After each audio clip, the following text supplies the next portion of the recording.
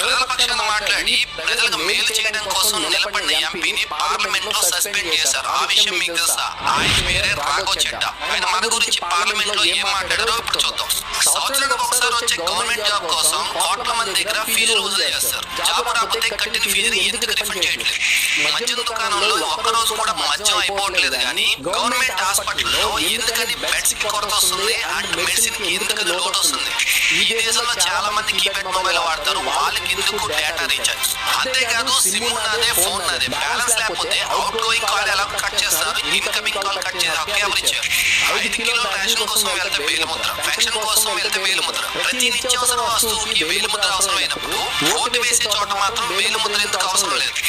అంతేకాదు వచ్చే 5 సంవత్సరాలు మనం పరిపాలించే నాయకుని ఎన్నుకునే హక్కు మనకు ఉన్నప్పుడు అతని పరిపాలన నచ్చకపోతే రీకాల్ చేసే హక్కు మనకు లేదా అని చెప్పి ఇలా పార్లమెంట్ లో మన కోసం పోరాడిన వ్యక్తి ఈ రాఘవ్